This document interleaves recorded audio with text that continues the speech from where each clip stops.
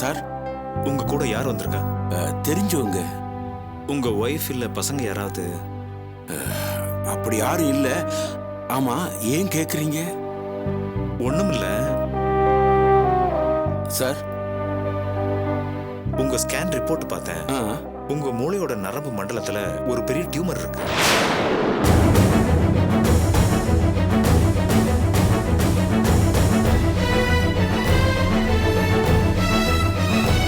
Operate பண்ணி சரி பண்றது ரொம்ப கஷ்டம். கேரண்டியும் சொல்ல முடியாது. 100க்கு 1% தான் உயிர் பிழைக்க வாய்ப்பு இருக்கும். எப்போதும் போல நார்மலா இருக்க முடியாது. கை கால் செயலிழக்க வாய்ப்பு இருக்கு. பெங்களூர்ல இந்த ஆபரேஷன் பண்றதுக்கு ஒரு மெடிக்கல் இன்ஸ்டிடியூஷன் இருக்கு. நான் ஒரு லெட்டர் தரேன், நீங்க போய் பாருங்க. ஆனாலும் வாய்ப்பு ரொம்ப குறைவு. நீங்க வயசானவங்க, அதனால நான் பிராங்கா சொல்றேன். என்ன சொல்றீங்க டாக்டர்? லெட்டர்லாம் வேணாம் டாக்டர். எனக்கு சில கடமைகள் இருக்கு. அதுக்கு 3 மாசம் தேவையில்லை. 10 நாள் போதும். அதை முடிச்சிட்டா நான் நிம்மதியா கண்ணை மூடிடுவேன். டாக்டர், ஏதாவது மருந்து மாத்திரை இருந்தா கொடுங்க, கொஞ்ச நாள் தாங்குற மாதிரி.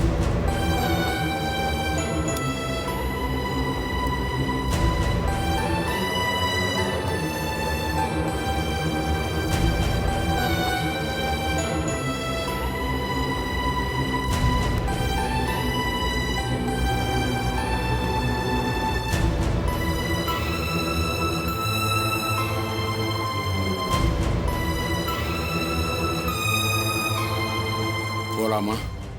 Sir sir bye sir, doctor என்ன சொன்னாரு?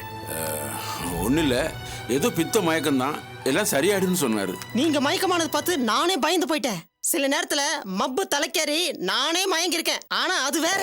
டேய் சும்மா இரா, சுண்ணாம்பு வாயா. அப்பா, உன்னை விட அவர் மேல எனக்கு தான் அக்கறை அதிகம். ஏன்னா என்ன பெரிய டைரக்டர் ஆக்குறேன்னு சொல்லியிருக்காருல்ல. டேய், அவருக்கு உடம்புக்கு முடியலடா, என்ன விசாரிக்க விடுறா. சார், அதுதான் சொன்னேனே, ஒன்றும் இல்லை, பித்த மயக்கம், மருந்து சாப்பிட்டா சரியாயிடும். மாத்திரை எல்லாம் எழுதி கொடுத்துருக்காரு. அப்புறம் என்ன? சரி, வாங்க போலாம். சரி சரி சார், எப்ப சார் ஷூட்டிங் வச்சுக்கலாம்? ஐயோ, ஆரம்பிச்சிட்டாயா? ஷூட்டிங் தானே, உடனே ஆரம்பிச்சிடலாம். சரி வாங்க பாய். வணக்கம் தோழர் சங்கரபாண்டியன் அவர்களே. வணக்கம். வாங்க வாங்க. இப்பதான் உங்களை பத்தி நினைச்சிட்டு இருந்தேன், நீங்களே வந்துட்டீங்க. அமருங்கள் அமருங்கள். உட்காருங்க தோழர்களே. தோழர் சங்கரபாண்டியன் அவர்களே, சொல்லுங்க. நலமாக இருக்கிறீர்களா? நல்லா இருக்கேன். மருந்து மாத்திரைகள் எல்லாம் கைவசம் இருக்கிறதா? இருக்கு. இந்த ஒரு வாரம் கழிச்சு வாங்கினா போதும். சரி. அப்புறம் ஆதியும் மேனகாவும் சிட்டி மேக்கர்ஸ் பணிகளில் துரிதமாக செயல்பட தொடங்கிவிட்டார்கள். இதற்கு நாம் கூடிய சீக்கிரமே ஒரு முற்றுப்புள்ளி வைத்தாக வேண்டும். ஆஹா, ஏதோ ஒரு திட்டத்தோட தான் வந்திருக்கீங்க போல இருக்கு. ஆம். நாம் ஏன் அந்த இடம் அரசுக்கு சொந்தமானது என்று ஒரு பொதுநல வழக்கு போடக்கூடாது? போடலாம் தோழர். பொதுநல வழக்க நேரடியா உச்சநீதிமன்றத்துல விசாரணைக்கு எடுத்துக்குவாங்க. ஆனா அது எந்த அளவுக்கு நமக்கு சாதகமா இருக்குங்கிறது தான் தெரியல. அது மட்டும் இல்லாம ஆதி மேனகா மாதிரியான ஆட்களுக்கு இது பெரிய விஷயமே இல்லை. உங்கள் கையில் ஆதிக்கு எதிராக நிறைய ஆதாரங்கள் இருக்கிறது. அதை வைத்து ஏதேனும் செய்ய முடியுமா? தோழர், சிட்டி மேக்கர்ஸுக்காக 1000 ஏக்கர் நிலத்துல கிட்டத்தட்ட 700 ஏக்கர் நிலத்தை 4 பேர்ட்ட மிரட்டி நான் தான் வாங்கி கொடுத்தேன். இந்த தகவல்களை வைத்துக் கொண்டு என்ன செய்ய முடியும்? இந்த தகவலை வச்சுக்கிட்டு ஒன்றும் பண்ண முடியாது. ஆனா நிலத்தை பறி கொடுத்த 4 பேரை வச்சுக்கிட்டு நம்மால நிறைய செய்ய முடியும். நான் மந்திரியா இருந்த சமயத்துல அடுத்தவனுக்கு எப்படி இடைஞ்சல் பண்ணணுங்கிறதுக்காகவே ஒரு குழு வச்சுக்கிட்டு ஆலோசனை பண்ணிக்கிட்டு இருப்பேன். அப்படி என்றால் இந்த பிரச்சனையை எப்படி அணுகுவது என்று சொல்ல நீங்கள் தான் சரியான நபர். சொல்லுங்கள். உங்களின் வழிகாட்டுதலின் பேரிலேயே அடுத்து எங்கள் நடவடிக்கைகளை அமைத்துக் கொள்வோம். நான் மிரட்டி இடத்த வாங்கி கொடுத்தேன்னு சொன்னேன் இல்லையா, அந்த 4 பேரும் என்னுடைய ஆட்கள் தான். நான் என்ன சொல்றேனோ அதை கண்டிப்பா அவங்க தட்ட மாட்டாங்க. அவர்களிடம் சென்று நாங்கள் என்ன சொல்ல வேண்டும் என்று நீங்கள் விரும்புகிறீர்கள்? முதல்ல நான் உயிரோட இருக்கேங்கிற விஷயத்தை சொல்லி அவங்க 4 பேரையும் என்னோட போன்ல பேச சொல்லுங்க. பேச வைத்தால்? தோழர், சிட்டி மேக்கர்ஸோட வேலைகளை நிப்பாட்டணும்னா நீங்க மட்டும் பொதுநல வழக்கு போட்டா பத்தாது. சம்பந்தப்பட்ட 4 பேரையுமே தனித்தனியா வழக்கு போட வச்சு கோர்ட்ல ஸ்டே ஆர்டர் வாங்கின பிறகுதான் இந்த வேலைகளை நிப்பாட்ட முடியும். இது முடியுமா சங்கரபாண்டியன்? ஏன் முடியாது? அந்த 4 பேரும் ஆதியும் மேனகாவும் எங்களை மிரட்டி தான் இந்த இடத்த வாங்கினாங்க. இந்த இடத்த விற்கிறதுக்கு எங்களுக்கு உண்மையிலேயே விருப்பம் இல்லைன்னு சொல்லி கேஸ் போடலாம். நன்று சங்கரபாண்டியன், மிக நன்று. நீங்கள் சொன்னபடியே செய்கிறோம். நான் ஒரு பொதுநல வழக்கும் உங்கள் தோழர்கள் 4 பேரும் தனித்தனியே மோசடி வழக்கும் போட்டால் நிச்சயமாக MMCT வேலைகள் பாதிக்கும். அவர்கள் ஒரு இக்கட்டான நிலைக்கு வர வேண்டிய சூழ்நிலை உருவாகும். இந்த சந்தர்ப்பத்தை பயன்படுத்தி அவர்களின் கவனம் இந்த வழக்கில் இருக்கும் போதே ஆதி மீது இருக்கும் பிற குற்ற நடவடிக்கைகளுக்கும் அடுத்தடுத்து வழக்கு போட்டு அவர்கள் சாம்ராஜ்யத்திற்கு ஒரு முற்றுப்புள்ளி வைக்க வேண்டும். இது முடியும் தானே? நிச்சயம் முடியும் தோழர். முதல்ல அந்த 4 பேரையும் சந்திச்சு எனக்கு ஃபோன் பண்ண சொல்லுங்க. இப்போதே செல்கிறோம் சங்கரபாண்டியன். அவர்கள் முகவரி? ஒரு பேப்பர் கொடுங்க.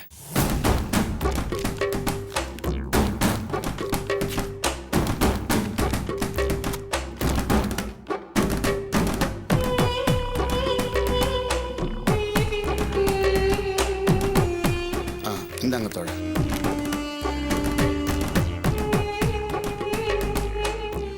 தோழர் சங்கரபாண்டியன், இவர்கள் நம்பகமானவர்கள் தானா? தோழர், இந்த சங்கரபாண்டியனுடைய வார்த்தையை மீறி ஒரு அடி கூட எடுத்து வைக்க மாட்டாங்க. நம்பிக்கையோட முயற்சி செய்வோம். நன்றி தோழர் சங்கரபாண்டியன், மிக்க நன்றி. வருகிறோம். வாங்க. வரும் தோழர்.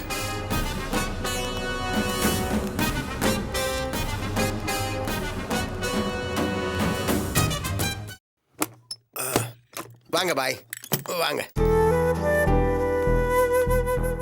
உட்காருங்க.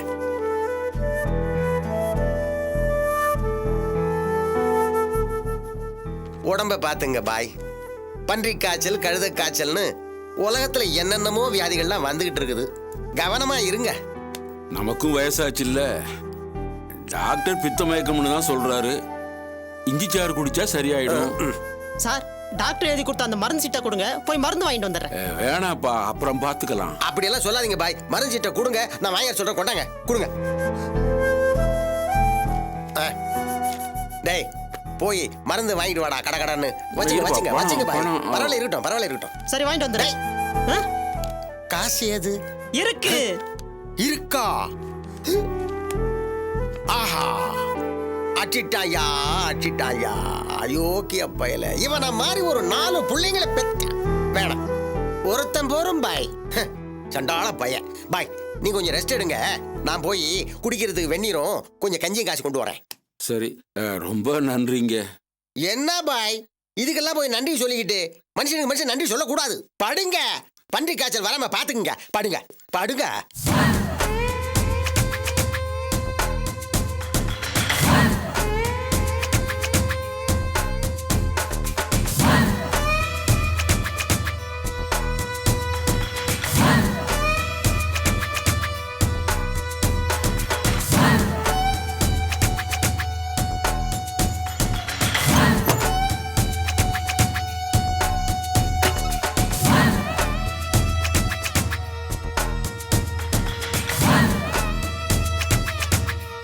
இத்தனை வருஷமா நான் கட்டி காத்து வந்த கௌரவத்தை, அந்தஸ்த நீதான் பொறுப்பா இருந்து கவனிச்சுக்கணும். இதோ நிக்கிறா பாரு உன் வீட்டு வேலைக்காரி. இவ கூட அந்த 2 கட்டான கல்யாணம் பண்ண மாட்டான். என் பேரன் சார்லஸ் கட்டிக்க சம்மதமா இல்லையா? சொல்லு செல்லம்மா, சம்மதம் தானே? சம்மதம், சம்மதங்கய்யா. நாளன்னைக்கு உன் பொண்ணுக்கு கல்யாணம். நீ என்ன பண்ற? விடிஞ்சதும் நான் கொடுத்தனே அந்த புடவையை கட்டி பூவெல்லாம் வச்சு காலையில வீட்டுக்கு அனுப்பிச்சு வைக்கிறேன். ஐயா, பொண்ணு காணோம் ஐயா. பொண்ணை காணவா? எந்த பொண்ணு? செல்லம்மாவையா.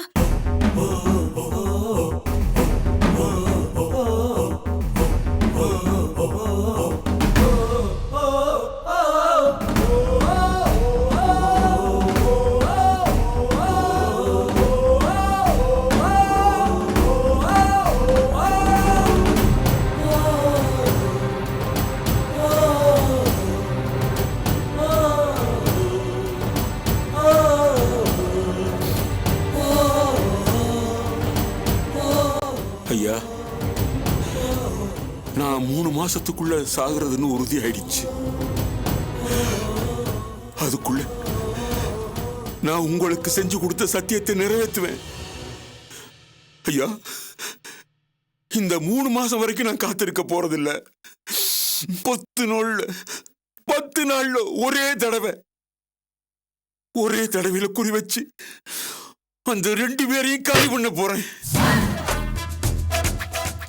இத்தனை தடவை நான் தோத்து போன வேதனை,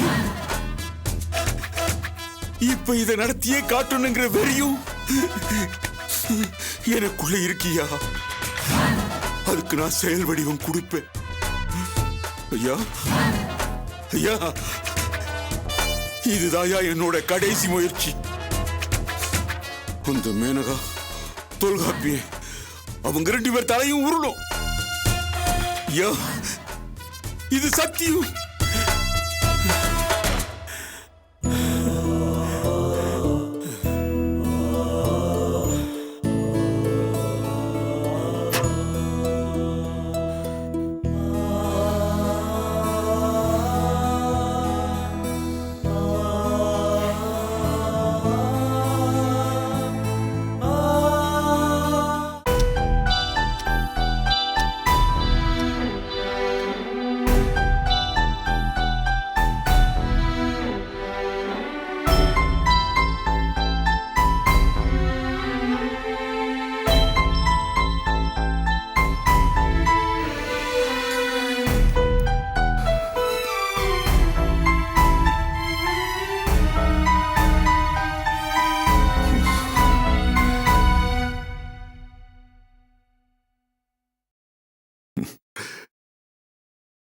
இவ்வளவெல்லாம் நடந்திருக்கு, நீ என்கிட்ட ஒரு வார்த்தையோட சொல்லலேமா? சந்தோஷமான விஷயம்னா உடனே சொல்லலாம், இல்ல உங்களால தீர்த்து வைக்க முடியுங்கிற விஷயம்னாலும் சொல்லலாம். இதை எப்படி சொல்றதுப்பா? எனக்கு தயக்கமா இருந்தது, அதான் சொல்லல. ஆனந்தி வாழ்க்கையாவது நல்லா சந்தோஷமா இருக்கும்னு உங்க அம்மா நம்பிக்கிட்டு இருந்தா. அம்மா மட்டும் இல்லப்பா, நானும் அப்படிதான் நம்பினேன். அன்னைக்கு ஆனந்தியோட கல்யாணத்தை நடத்தாம அம்மா கிளம்பும் போது நான் பதறி போயிட்டேன். ஆனா அவ்வளவு பிரச்சனைக்கு இடையில ஆனந்தியோட கல்யாணம் முடிஞ்சது ஒரு ஆறுதலா இருந்தது. அதுக்கு காரணம் நீங்க தான்ப்பா. நீங்க அன்னைக்கு சொன்னதுனாலதான் அம்மா கல்யாணத்துக்கு ஒத்துக்கிட்டாங்க. அதெல்லாம் சரிம்மா. இப்போ ஆனந்திக்கும் கார்த்திக்கும் அப்படி என்னதான் பிரச்சனை? முழுசா தெரியலப்பா. கல்யாணம் ஆன அன்னைக்கு நான் சுமதி, மகேஷ் 2 பேரையும் அம்மா கிட்ட ஆசீர்வாதம் வாங்க அவங்க வீட்டுக்கு கூட்டிட்டு போனேன். அப்ப கார்த்திக் ரொம்ப தன்மையா தான் பேசினாரு. அதுக்கப்புறம் என்ன நடந்துச்சுன்னு ஒன்னும் தெரியல.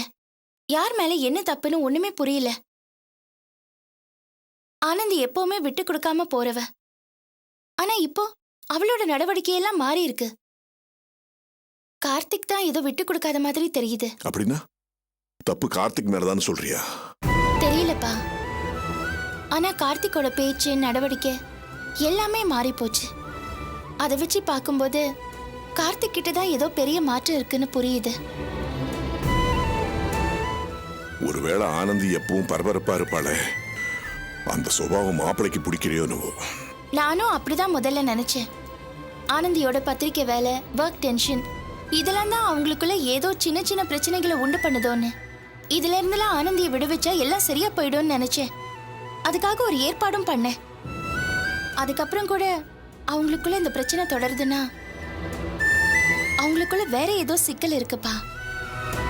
சரி, அவங்களுக்குள்ள ஏதோ சிக்கல் இருந்தா கூட அவன் ஏன் என்ன அவமானப்படுத்தி பேசணும்? அவன் அப்படி பேசுவான்னு எதிர்பார்க்கலாமா? சரி, பேசுறது கூட விட்டுரு. ஏதோ அவங்க 2 பேரும் சந்தோஷமா இருந்தா சரி. அதுக்கு என்ன பண்றதுன்னு புரியலையே. நீங்க கவலைப்படாதீங்கப்பா, இந்த பிரச்சனையை நான் பாத்துக்கிறேன். எனக்கு என்னமோ பிரச்சனை கார்த்திக் கிட்ட தான் இருக்கிற மாதிரி தெரியுது. அத முதல்ல சரி பண்றேன். ஏமா, அதுக்காக நீ அவங்கிட்ட போய் பேசாத. ஏற்கனவே அவன் உன்னை அவமானப்படுத்தி பேசினதாக சொன்னியே. எனக்கு ஆனந்தியோட வாழ்க்கை தான் முக்கியம். இந்த மாதிரி சின்ன சின்ன அவமானங்களுக்கெல்லாம் பயந்துகிட்டு என்னால அப்படியே சும்மா இருக்க முடியாது. கூடிய சீக்கிரம் ஆனந்தியோட பிரச்சனைக்கு ஒரு நல்ல தீர்வு வரும். நீங்க அதை பத்திலாம் கவலைப்பட வேண்டாம். சரி சரி அப்பா, டைம் ஆயிடுச்சு, போய் சாப்பிடலாம் வாங்க. ஐயோ, நான் இன்னும் டிஃபன் பண்ணலம்மா. ஐயோ அப்பா, நான் டிஃபன் எல்லாம் ரெடி பண்ணிட்டேன். நீ எப்ப பண்ண? நீங்க ஆனந்திய பத்தி யோசிச்சுட்டு இருந்தீங்கல்ல, அந்த கேப்ல எல்லாத்தையும் ரெடி பண்ணிட்டேன். How sweet. தோசை மாவு ரெடியா இருக்கு, தக்காளி சட்னி ரெடி பண்ணிட்டேன். சூட ஊத்தி தரேன், வாங்க போலாம். எனக்கு இதெல்லாம் பிடிக்குமே, உனக்கு எப்படி தெரியும்? உங்களுக்கு என்னென்ன பிடிக்கும்னு எனக்கு எல்லாமே தெரியும். வாங்க சாப்பிடலாம்.